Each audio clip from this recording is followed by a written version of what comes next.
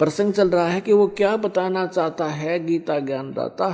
4 प्रकार के व्यक्ति मेरी भक्ति करते हैं, 3 तो रिजेक्ट कर दिए, जैसे अर्थार्थी, आर्थ, जिज्ञासु और ज्ञानी को उत्तम मानना उसने कि वो अच्छा है, मुझे प्रिय है, मैं उसको प्रिय हूँ। लेकिन वो भी मेरे वाली यानी ब्रह्म तक की साधना, इससे मिलने वाली अनुत्तम गति, अश्रेष्ठ स्थिति में ही स्थित है। अनुत्तम क्यों कहा इसने? अपनी गति को भी अनुत्तम क्यों कहा? गीता अध्याय नंबर 4 के श्लोक नंबर 5 और 9 में, गीता अध्याय नंबर 2 के श्लोक नंबर 12 में, गीता अध्याय नंबर 10 के श्लोक नंबर 2 में। ये गीता ज्ञानदाता स्वयं कहता है, अर्जुन तेरे और मेरे बहुत जन्म हो लिए, तू नहीं जानता, मैं जानता हूं।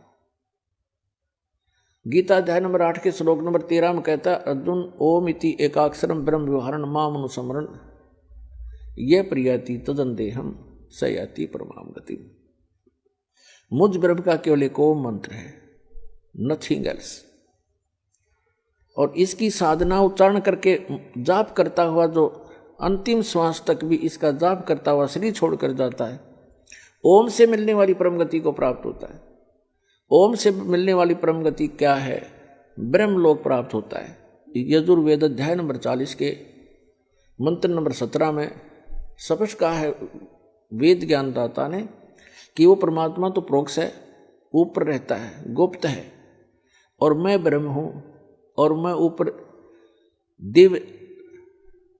दिव्य लोक ब्रह्म, दिव्य आकाश रूपी ब्रह्म लोक में रहता हूं।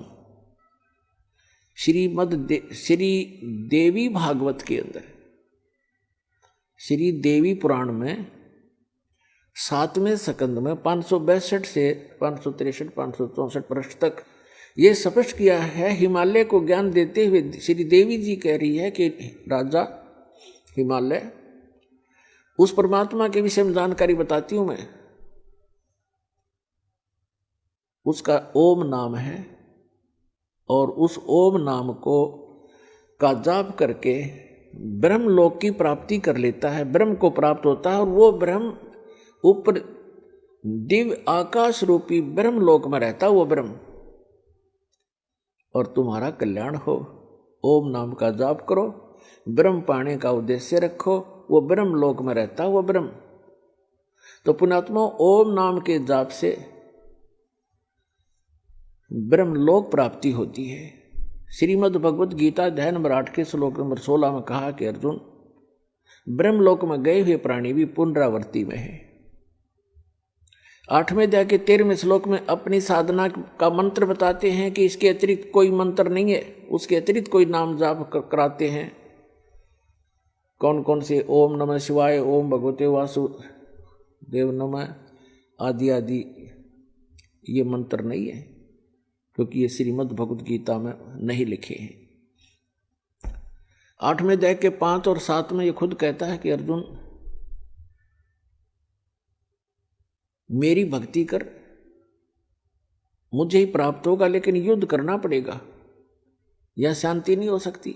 गीता अध्याय नंबर 8 के श्लोक नंबर 1 में अर्जुन ने पूछा कि आप जी ने जो 7वें अध्याय के 29वें श्लोक में बताया है कि तत्ब्रह्म को जान के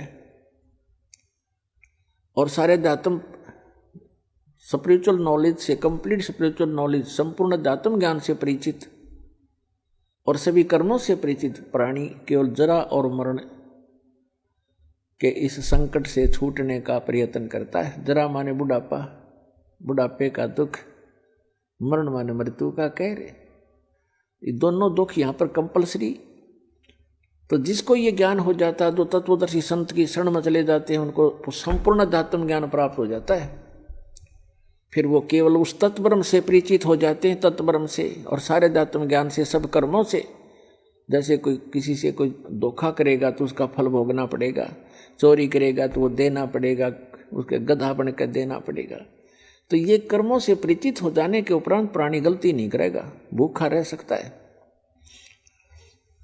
तो फिर क्या बताया है कि अर्जुन ने पूछा 8वें अध्याय के प्रथम मंत्र में, वे किम तत्ब्रह्म वो तत्व ब्रह्म क्या है? 8वें अध्याय के 3 श्लोक में गीता जी में गीता ज्ञानदाता कहता वो परम अक्षर ब्रह्म है, यानी गीता ज्ञानदाता से अन्य है। श्रीमद् भगवत गीता अध्याय नंबर 1 से लेकर 4 और 16 और 17 में परमात्मा की परिभाषा कोड वर्डों में बहुत कुछ डिफाइन है, वर्णित है। उल्टा लटका हुआ संसार रूपी वृक्ष है, ऊपर को जड़ तो पूर्ण परमात्मा है, उसका तना अक्षर पुरुष है, उसमें से एक मोटी डार निकलती है वो सरपुरुष जानो, और उसकी 3 शाखा हैं, वो रजगुण ब्रह्मा, सतगुण विष्णु, तमगुण शिव जी और पात रूप संसार। ये परमात्मा ने आके बताया कि अक्षर पुरुष एक पेड़ है, सरपुरुष वा की डार और तीनों देवा शाखा है ये पात रूप संसार। 15वें अध्याय के प्रथम मंत्र में तत्वदर्शी संत की पहचान भी बता दी है कि जो संत इस उल्टे लटके हुए संसार रूपी वृक्ष के सभी विभाग बता देगा, तना कौन भगवान है, उसकी डार कौन है, शाखा कौन है, पत्ते क्या है, स वेदवित, वो वेद के तात्पर्य को जानने वाला तत्वदर्शी संत है। 15वें अध्याय के 3 श्लोक में कहा कि उसके पश्चात उस तत्वदर्शी संत की प्राप्ति के उपरांत इस अज्ञान रूप गुत्थी को उस तत्व ज्ञान रूपी शस्त्र से काट के, उसके पश्चात 15वें अध्याय के 4 श्लोक में कहा कि उसके पश्चात परमेश्वर के उस परम पद की खोज करनी चाहिए, जहां जाने के बाद साधक फिर लौट कर कभी संसार में नहीं आता। और जिस परमेश्वर ने सब ब्रह्मांडों की रचना की है, केवल उसी की भक्ति करनी चाहिए। गीता ज्ञानदाता स्वयं दृढ़ कर रहा है कि और किसी की भक्ति नहीं करना, मेरी भी मत करना। उसके पाने का मंत्र बता 17वें अध्याय के 23वें श्लोक में गीता जी में ओम तत्सत इति निर्देश है ब्रह्मण त्रिवेद समर्थ ब्राह्मणा तेन वेदा च यगा च विहिता पुरा, कि उस सच्चिदानंद घन ब्रह्म की यानी परम अक्षर ब्रह्म के पाने के 3 मंत्र के जाप का निर्देश है। निर्देश mean final direction, nothing else. 18वें अध्याय के 62वें श्लोक में कहा कि अर्जुन तू सर्वभाव से उस परमेश्वर की शरण में जा, उसकी कृपा से तू परम शांति को और सनातन परम धाम को प्राप्त होगा, शाश्वत स्थान को प्राप्त होगा, जहां जाने के बाद फिर कभी मृत्यु नहीं होती। श्रीमद् भगवद गीता अध्याय नंबर 8 के श्लोक नंबर 5 और 7 में तो अपनी साधना बताता है कि मेरी भक्ति कर मुझे प्राप्त होगा, युद्ध करना पड़ेगा, और युद्ध करना है वहाँ शांति नहीं। फिर गीता अध्याय नंबर 8 के श्लोक नंबर 8, 9, 10 में स्पष्ट कर दिया है कि जो उसकी भक्ति करता है, उस परम अक्षर ब्रह्म की भक्ति करता है, तत्वदर्शी संत की शरण में जाकर उसको प्राप्त होता है। अंत समय में भक्ति के बल से, इस भक्ति की कमाई से फिर 18वें अध्याय के 66वें श्लोक में निर्णायक ज्ञान दे दिया है। उसमें कह दिया कि सर्वधर्मान परित्यज माम एकम शरणम व्रज अहम तवा सर्व पापे भयमोक्षामि मा शुच। गीता ज्ञानदाता कहता है कि यदि तूने उस परमेश्वर की शरण में जाना है, जाने के बाद फिर लौट कर नहीं आना है, शाश्वत स्थान को प्राप्त करना है, तो मेरे सत्र की जितनी पूजाएं हैं वो मुझे छोड़ दे। ओम नाम का जाप, ये 5 यज्ञ हम इस काल के सत्र की करते हैं, ताकि इसका ऋण देकर इसके यहाँ का, क्योंकि हम इसके होटल में रह रहे हैं, इसका कर्जा हम पर चढ़ रहा है। पहले हम क्या गलती करते रहे, ऋषि बनकर ओम नाम का जाप करते, यज्ञ करते कराते हम ब्रह्मलोक में चले जाते।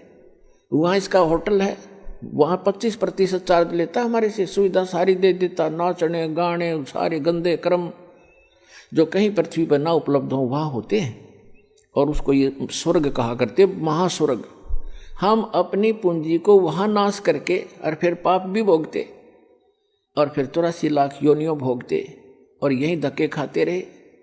अब हम इस पूंजी को नष्ट नहीं करेंगे, अपनी जो भक्ति करें, हम इसको दे देंगे ब्रह्म को। इस श्वास के सतनाम में 2 अक्षर का मंत्र है, एक ओम है, एक तत्, और सार नाम के अंदर फिर ये तीनों इकट्ठे हो जाते हैं। तो हम जो ओम नाम के जाप की कमाई इसको दे देंगे, ये ब्रह्म की है। ये स्वयं भी कहता 18वें अध्याय के 66वें श्लोक में, सर्वधर्मान परित्यज माम एकम शरणम व्रज, मेरे सत्र के सभी पूजाएं, जो मेरे सत्र की भक्ति है वो धन मुझे दे दे, नू का नू, फिर मैं तुझे सब पापों से मुक्त कर दूंगा, और फिर तू उसकी शरण में जा, मुझे कोई ऑब्जेक्शन नहीं। अब जैसे हमने किसी का कर्ज ले रखा हो और वो कहेगा भाई तुझे जब छोड़ूंगा तो मेरा कर्ज दे देगा, तो हम इसका कर्ज दे देंगे, छोड़ेगा, छोड़ना पड़ेगा इसको। तो स्वयं भी अपना वायदा करता है। तो इसके सत्र की जो भक्ति है, हम त्रिकुटी पर जाकर परमात्मा आपके साथ होगा इस दास के रूप में, और आपके सारे अकाउंट कराएगा।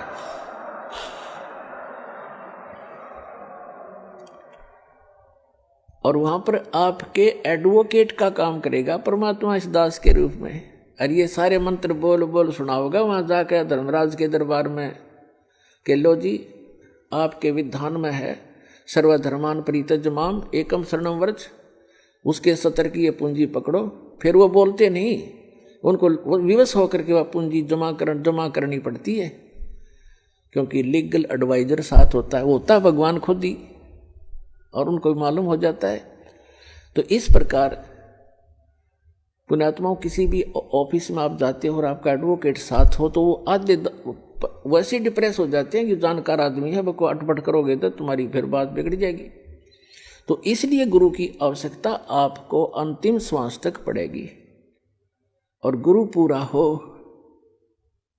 पूरा गुरु हो, उस परमात्मा से परिचित हो, उसका कृपा पात्र हो, तो वो दास है इस पृथ्वी पर आज के दिन। और ये अपना डगमग ना होना।